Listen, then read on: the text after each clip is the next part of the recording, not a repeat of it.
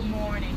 Thank you all again for your presence and of course always being focused on updating the public and our people. Very little has changed from last night, but to give you a more thorough update on the conditions of the site, I'm going to turn it over to Chief McConnell. As we stated late yesterday, we've increased our evacuation zone due to the condition of the second crane. Our crews are back in there this morning with some equipment and dogs, still trying to locate the one individual that we have not accounted for. Obviously, we're hoping for the best, but as this thing drags on, the chances of that diminish. We have been in touch with the families of both of the people who are missing and keeping them well informed of what's going on. The teams are in there. They'll be in there probably the majority of the day. This takes time, a lot of time. They're now into some collapsed areas, trying to get in where we believe this individual to be. We have brought in some more experts, and I know we sound like a little bit of a broken record saying that again and again, but I promise you we are bringing in the best people in these fields, engineering-wise, collapse-wise, and we're not just looking at the next operational period today. We're looking at tomorrow, next week, next month, next year. What are the steps we take when we're getting ahead of the game and making sure that we're prepared for those? So we appreciate your patience with us. It is a tedious process, and please remember there are people who have their family members on this. I'll ask Chief Ferguson. We continue to maintain the perimeter for this site. We'd like to thank our community for working with us. We continue to encourage everyone to ride share, carpool. The traffic situation was not as bad as we expected, and we appreciate our community working with us continuously with this. We continue to ask that the employers be conscious and be patient with the employees. We do know that the schools, some of the students may be late as well for school attempting to arrive at the various destinations. Just take your time, be patient, continue to leave out early. As we expected this morning, we had an early traffic influx, and we appreciate that. I mean, everyone is very attentive and working with us to get to their various destinations in time and fashion. We continue to ask you to do that and work with us as we proceed through this process. Thank you. Thank you, Chief. Director Arnold. Good morning, everybody. I'd like to echo the Chief's statement. Public, you're listening. We appreciate it. Continue to listen. Follow us at NOLA Ready on social media, ready.nola.gov for constant updates. And also, you can text your zip code to 888-777 to receive alerts regarding this and any other events that are going on in the city that are of note. Really appreciate everybody's patience with this. It is a marathon. It's going to go on for a while. But also like to say we have a unified command going on Canal Street, and everybody's engaged, everybody's working, and we're very involved in trying to resolve this. Thank you. Dr. Bagnall. Thank you. Good morning. As Chief McConnell has said over and over again, this is going to be a very long operation, and the longer it goes on, the more we see folks with mental health needs. And that's our first responders, that's workers, that's families, that's people who might be affected. So again, there's always the Metropolitan Crisis Line. We've given that number out before. But starting at noon today, we will have a counselor on site at the main library, not far from the site, for anybody who might need to go and talk or have services. That starts at noon today. We continue to have on-site crisis counselors, mainly supporting our families and our workers, but they will be on the site as well. So if you or a loved one has been affected or you're concerned about them, please reach out either by calling, coming to the main library, or checking in with your professional. Thank you. And I do not want you all to be alarmed. We will be wearing and even giving out protective gear to employees, people who are located at the command site and on post. Dr. Midwood, do you want to speak to that? I don't want people to be frightened, but this is the structure. Continues to remain a top priority, and it is unstable and it's dangerous. But we need to protect our people from any sediments, particularly cement. Speak to that. Yes, absolutely, Mayor. So the biggest concern for exposure at this point in time would be from pulverized concrete, also known as silica. And so this is truly just out of an abundance of caution that everyone who is in that area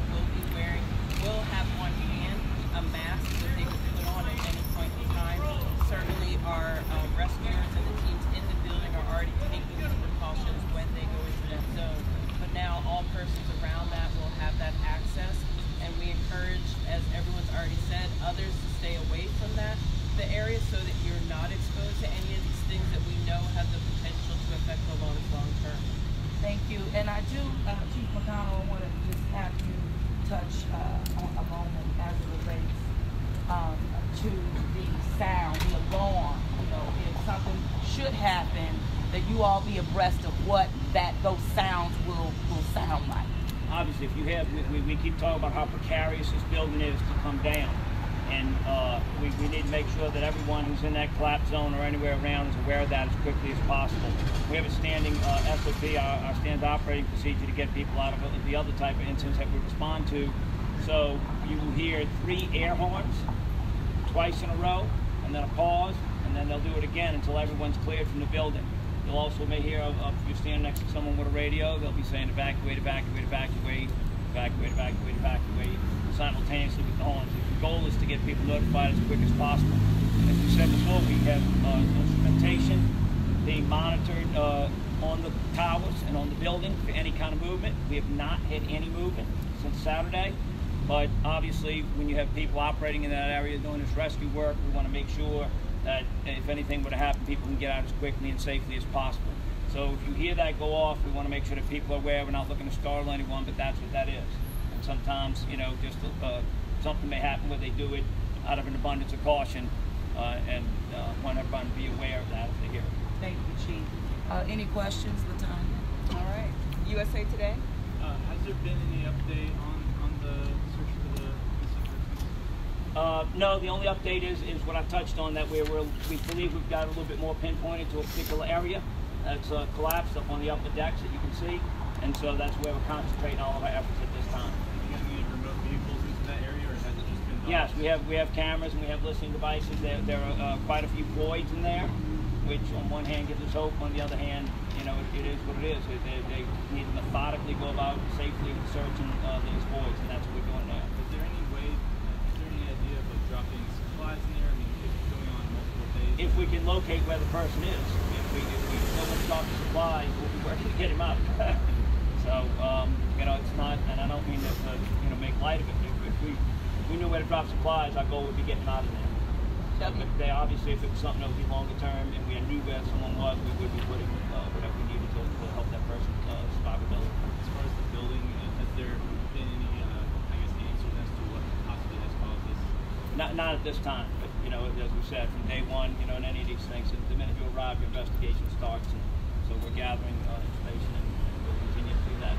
WWL. Tim, you touched on this a second ago. Where do you start in a building like this? Do you have any? Did workers tell you may have in this area? Yes. We've interviewed the people who were right near him, but obviously he was in an area that collapsed, so we know we're all fairly certain he's in that collapse up on the upper left, so you can see it's very obvious. Okay. And just for your guys going in, I guess it's the same sort of thing. I mean, like fires on the tags that you put on, so you all track your guys too, I guess. Absolutely.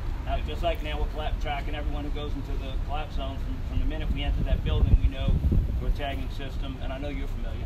His brother's a firefighter, as was his father. We track every moment someone's in that building. There's someone at the door with strict accountability of every single person that's in that building and comes in and out of that building. There's someone posted at that building. Do they know where they are inside? They kind of. They do. So they go in with a plan that's written to say exactly where they're going to be operating. And if they move from that, they have to announce where they're moving to. And now that we're doing that now for everybody who's working down there, including the contractors and anybody that they bring in. They're 100% accountability when they're downrange. Anybody who's in that, what we call the evacuation collapse zone, and is posted on the site, we know where they're operating, what their purpose is, why they're there. Can you kind of explain what the tracking mechanism is? How are you tracking folks as soon as they collapse in that area? So there's only one place you can enter. There's a single entry point to get into that area. We have someone posted there. People have to show a pass that's been issued to them to get in. They have to show a government-issued ID. We have to verify it's a person.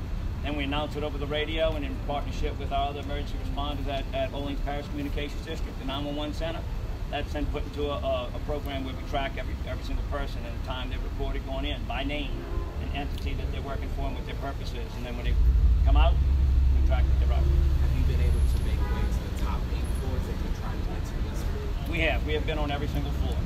We were on every single floor very, very early. We just weren't finding it. WDSU. Kind of explain to us what has been done, or what can be done so far. What's the plan with the possibility of rain or wind with the cranes to destabilize it in any fashion?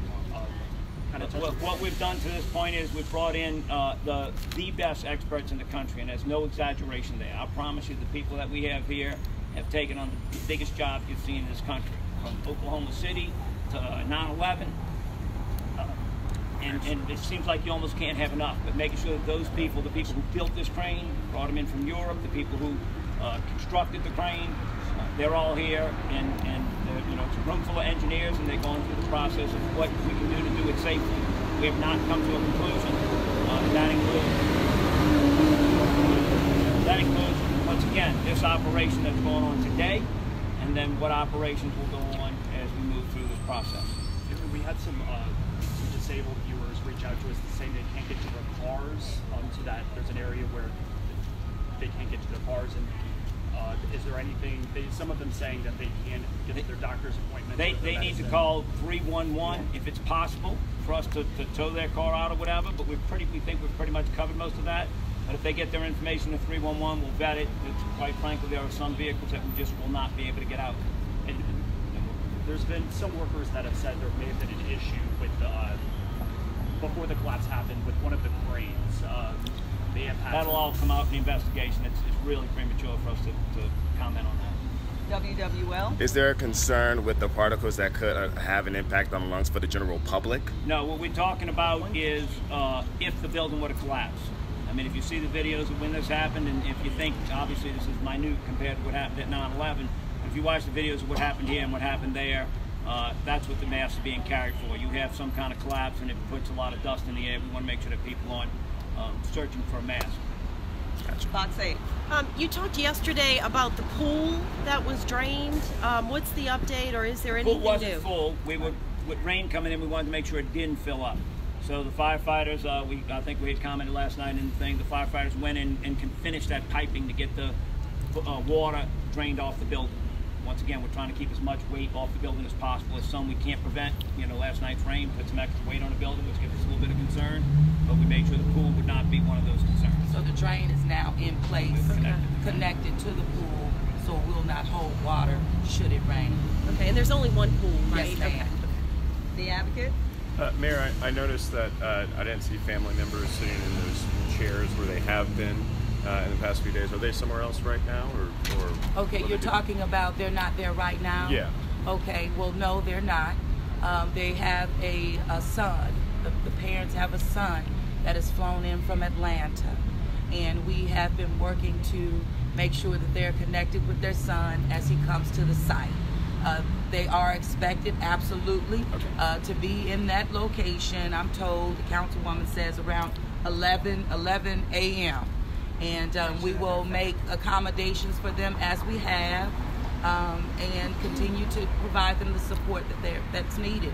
And, you know, the beautiful thing about it is even, you know, the family of Anthony, who we were able to pull, you know, from the site, they're showing up, you know, and they're saying that, hey, we're all family. And we understand that no one really understands what they're going through like the families who are connected. And so we've said to Anthony's family, yes, you can have a pass to come and sit, you know, with the entire family. So that's the beautiful thing that's coming out of this in terms of the human spirit. That's just needed to get people through it. And it's definitely a human side to this. So thank you for the question. CNN? Chief, you mentioned that you were using listening devices. Have you guys been able to identify any kinds of ones? We have not. We have not at this point. That's what we talked about earlier. That's the kind of thing that we'd say, for now we're concentrating in this area to get someone out. We have not hit anything that can give us an exact spot to concentrate. With the rain yesterday, was there anything that you were worried about that actually... We were. We talked about the added weight, water added weight to the building. The water acts as a lubricant. Things start sliding that were maybe being held in place by friction. So water causing things to slide. We did not have anything move last night. So you know, we feel fortunate, and they're back in there today, but obviously operating at a little bit heightened level of caution. If there's such a thing in this type of operation, because of the added weight and the idea things got wet. The weather always adds a concern for us. We got a little bit more wind coming in, a little more rain predicted. It's front coming in. And that's a very obvious concern for us. We are monitoring. We've installed, Homeland Security has installed some anemometers to measure the wind direction and wind speed. Obviously, the direction of the wind is a concern for us, given the position of the cranes. And as wind speed picks up, that's our greatest enemy with those towers right now. What's called the wind load. And I mean, I'm not an engineer, but the wind load is our greatest concern right now. So as wind speed picks up, we obviously are more concerned. I would just add we've had really good coordination with National Weather Service, our local office, as we do all the time due to hurricanes and other things, weather events, rain. We're monitoring this very closely. We did put up a temporary weather station in the area for winds aloft, more about 200-foot level winds, which are stronger, frankly, than what you see coming down the street sometimes. And so we're going to experience some south winds for the first time since this occurred, starting tomorrow and Thursday. They're not going to be, extremely strong, looking, 10, possibly 15 miles an hour, but the south winds are a concern due to the way the crane further crane one is listing its position. So we're definitely watching that. I also want to say I appreciate our local news stations. You've been giving us hourly weather updates from your facilities, and it's much appreciated. Thank you. I was going to follow up. You mentioned yesterday that we were expecting you with equipment to come in and update on the timing of it. That equipment stabilized? We actually have had some more equipment start arriving. Actually, when I wasn't aware of it, but when we had that press conference yesterday afternoon, some had actually already arrived, and we're arriving on a regular basis. Talk about what that equipment is and how It's cranes and it's some equipment that would help us to remove some of the concrete, that would kind of chew up the concrete and be able to pull it out. And a lot of it, once again, is not just about this rescue, it's about what happens next week and the week after. Making sure that it's in place, trying to think ahead, doing good planning and getting the logistics moving before we need. Kind of talking about that happening, what's happening next. And Arnold kind of mentioned this is a marathon. What are you guys looking at weeks and months ahead of this? Well, obviously, rescue, number one. I want to be very, very clear about that. Then recovery of your souls. Beyond that, it's stabilizing the building so we don't cause any more damage to anything else. And then being able to figure out how we're going to take it down. What's the safest way to take it down without causing damage to the city's infrastructure and the surrounding buildings. We know we're in the historic French Quarter, right? So very, very sensitive to that, and it's going to take some good planning through some good experts to be able to accomplish that in the safest way, with the least damage possible. All right, last question, USA Today. So you're the three airlines. In your judgment, that means something's about to In someone's judgment. Anyone on the scene like this can call for an evacuation. That's standard in any emergency. Anyone who believes the scene is unsafe can call for an evacuation to ensure the safety of the people operating there. Now, if you do that, then there's an signal for an all clear, or once you get the air horns. Well, at that point, we'll find out why the air horn was sounded. We'll evaluate it, determine whether it was valid or not, and regroup and make another plan. If we determine that it was something that was supposed to happen, then we'll obviously begin our operations again. All right. Anyone else? You said the building hasn't moved. It has not moved. It's being measured with instrumentation. It has not. Neither one of the cranes have moved. Thank you all. Thank you so much.